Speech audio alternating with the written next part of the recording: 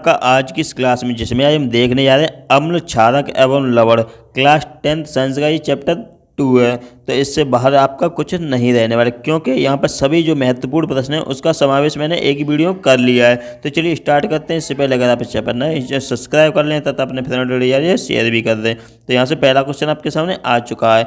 कौन सा क्वेश्चन है? अम्ल। अम्ल की डेफिनेशन यहाँ से पूछी जा सकती है।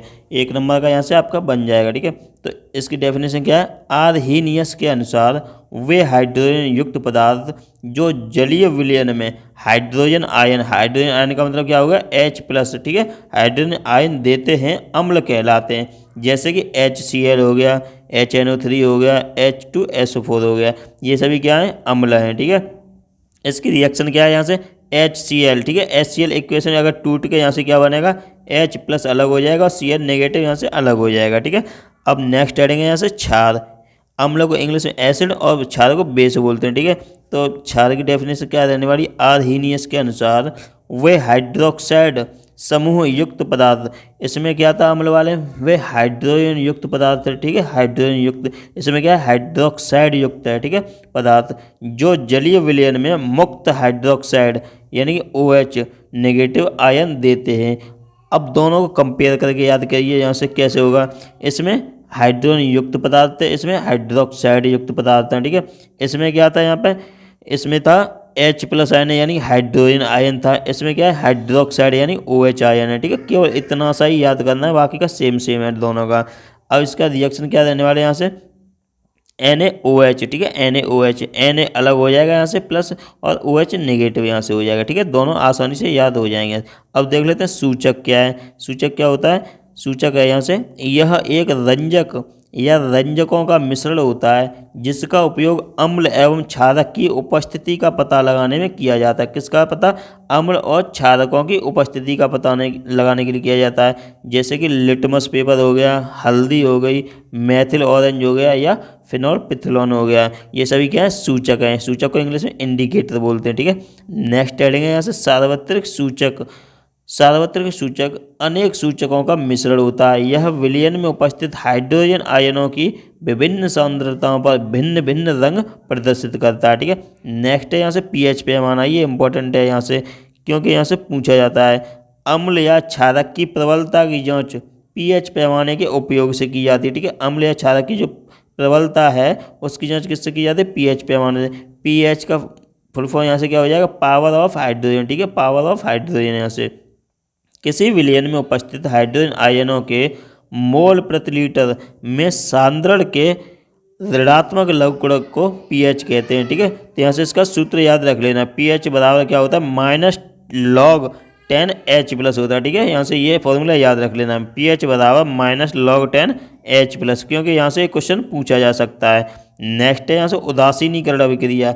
उदासीनी अभिक्रिया क्या होती है? यहाँ से देख लेनी है। न्यूट्रलाइजेशन रिएक्शन इसको इंग्लिश में बोलेंगे। ठीक है, जलीय विलयन में किसी अम्ल तथा क्षार की जो जलीय विलयन है उसमें अम्ल या फिर क्षार की अभिक्रिया से लवण और जल बनता है। यहाँ से इंपॉर्टेंट है, ये याद करना है। यहाँ पर ऑब्जेक्टिव में भी आ सकता है कि अम्ल और क्षार के मिलने से क्या बनता है? लवण और जल बनता है। ठीक है, यह क्रिया क्या कहलाती है? उदासीनीकरण अभिक्रिया कहलाती है। मोस्ट इंपॉर्टेंट बन सकता है यहाँ से। इसमें रिएक्शन है NaOH। ठीक है, NaOH प्लस HCl। कौन सी है? NaOH यहाँ से हो गया प्लस क्या हो गया? HCl। अब यहाँ से क्या होगा? जो Na है, Na यहाँ से अलग हो जाएगा। ठीक है, Na यहाँ से अलग हो जाएगा और जो OH है यहाँ से इससे क्रिया कर जाएगा इससे, तो यहाँ से दिया हुआ है इस प्रकार से। ठीक है, ऐसे यहाँ पे उसके बाद क्या बनाएगा? लवण यानी NCl बनाएगा उस और जल बनाएगा H2। ठीक है, नेक्स्ट देखिए यहाँ से नेक्स्ट क्या है? लवण। लवण यहाँ से देख लेते हैं सॉल्ट। यहाँ पे क्या होगा? किसी अम्ल तथा क्षार की उदासीनीकरण अभिक्रिया से प्राप्त ठोस पदार्थ को लवण कहते हैं। यानी कि अम्ल और क्षार की जो क्रिया है उदासीनीकरण अभिक्रिया, उससे जो प्राप्त होगा ठोस पदार्थों से क्या कहेंगे? लवण। जैसे कि NaCl हो गया। ठीक है, नेक्स्ट है साधारण नमक। ये क्या है? हाइड्रोक्लोरिक अम्ल यानी HCl तथा सोडियम हाइड्रोक्साइड यानी NaOH के विलयन की अभिक्रिया से उत्पन्न लवण को सोडियम क्लोराइड फिर या तो साधारण नमक कहते हैं। ठीक है, इसी लवण का उपयोग हम अपने भोजन में करते हैं। जो नमक खाते हैं वो वाला भोजन कौन सा है, यहाँ पे NaCl वाला नमक है। ठीक है, कौन सा नमक है, NaCl यानी साधारण नमक है। नेक्स्ट है सोडियम हाइड्रोक्साइड। सोडियम हाइड्रोक्साइड क्या है, सोडियम क्लोराइड के जलीय विलयन। सोडियम क्लोराइड का है जो जलीय विलयन, ये इंपॉर्टेंट ज़्यादा नहीं है लेकिन एक बार फिर से देख लेना है। सोडियम हाइड्रोक्साइड को क्या कहते हैं, क्लोर क्षार अभिक्रिया कहते हैं। यहाँ से क्वेश्चन पूछ सकते हैं कि बताइए सोडियम हाइड्रोक्साइड को क्या कहा जाता है, तो क्या क्लोर क्षार प्रक्रिया भी कहते हैं। चलिए देख लेते हैं डेफिनेशन इसकी। सोडियम क्लोराइड के जलीय विलयन में वैद्युत धारा प्रवाहित करने पर यह वियोजित होकर यानी अलग होकर सोडियम हाइड्रोक्साइड उत्पन्न करता है। इस प्रक्रिया को क्या कहते हैं, क्लोर क्षार प्रक्रिया कहते हैं, क्योंकि इससे निर्मित उत्पाद यानी जो क्लोरीन होता है सोडियम हाइड्रोक्साइड होते हैं। जैसे कि रिएक्शन है NaCl जल से क्रिया की इसने तो क्या बनाया, NaOH बनाया और Cl2 अलग हो गया और हाइड्रोजन अलग से मुक्त हो जाएगी यहाँ पे। ठीक है, नेक्स्ट देख लेते हैं। यहाँ से नेक्स्ट क्या है, प्लास्टर ऑफ पेरिस। ये इंपॉर्टेंट क्वेश्चन है, ये बार बार पूछा भी जाता है। प्लास्टर ऑफ पेरिस के गुण बताइए और इसके रिएक्शन पूछे जाते हैं और उपयोग भी पूछे जाते हैं। तो प्लास्टर ऑफ पेरिस के उपयोग यहाँ से क्या है और गुण क्या है वो देख लेते हैं। पहला है यहाँ से, यह सफ़ेद रंग का चूर्ण होता है। ठीक है, कैसा होता है प्लास्टर ऑफ पेरिस, जो होता है POP जिसे हम बोलते हैं, प्लास्टर ऑफ पेरिस क्या बोलते हैं, POP। तो यह कैसा होता है, सफ़ेद रंग का चूर्ण होता है। दूसरा पॉइंट है यहाँ से, यह जल को अवशोषित करके कड़ा हो जाता है। कड़ा का मतलब कठोर हो जाता है तथा जिप्सम बनाता है। जिप्सम कैसे बनती है, चलिए वो रिएक्शन देख लेते हैं यहाँ से। CaSO4 half H2O। ठीक है, CaSO4 हाफ H2O, तो ये किसकी है, POP यानी प्लास्टर ऑफ पेरिस का है सूत्र। नेक्स्ट है यहाँ पे प्लस 3Y2H2 है, इसमें मिलाया जाता है और क्या बनता है इसके बाद, CaSO4 2H2O बन जाता है यानी कि जिप्सम यहाँ से बन जाता है। ठीक है, यानी कि हाफ में 3Y2H2 अगर मिल गया तो कितना बन जाएगा, CaSO4 2H2O। और इसी से हम उल्टा करके देखें इसे, जैसे CaSO4 2H2 है तो इसमें से हाफ अगर पानी का निकाल देते हैं हम तो क्या बन जाता है यहाँ से, ये प्लास्टर ऑफ पेरिस बन जाता है। ठीक है, यहाँ से ये भी देख लेना है एक बार। अब इसके उपयोग देख लेते हैं क्या है। पहला उपयोग है, अस्पतालों में टूटी हुई हड्डी को जोड़ने के लिए प्लास्टर चढ़ाने में होता है। ठीक है, POP यानी प्लास्टर ऑफ पेरिस का उपयोग पहला क्या है, अस्पतालों में टूटी हुई हड्डी को जोड़ने के लिए होता है। ठीक है, प्लास्टर चढ़ाने में। दूसरा उपयोग है इसका, खिलौने, मूर्ति तथा सजावट का सामान बनाने में इसका उपयोग होता है। ठीक है, ये भी इंपॉर्टेंट है, खिलौने, मूर्ति तथा सजावट का सामान बनाने में उपयोग होता है प्लास्टर ऑफ पेरिस का। अब देख लेते हैं अम्ल। यहाँ पे अम्ल की डेफिनेशन देख लेते हैं और रिएक्शन वगैरह यहाँ से अच्छे से समझ लेते हैं एक बार फिर से हम। वे सभी पदार्थ जो अपने जलीय विलयन में हाइड्रोजन आयन देते हैं अम्ल कहलाते हैं, जो मैंने ऊपर बता दिया है। ठीक है, और ये क्षार की डेफिनेशन है, यहाँ से देख लेनी है। वे सभी पदार्थ जो अपने जलीय विलयन में हाइड्रोक्सिल आयन देते हैं क्षार कहलाते हैं, ये भी मैंने बता दिया था ऊपर, एक बार फिर से देख लेना इसे। ठीक है, नेक्स्ट है ब्लीचिंग पाउडर।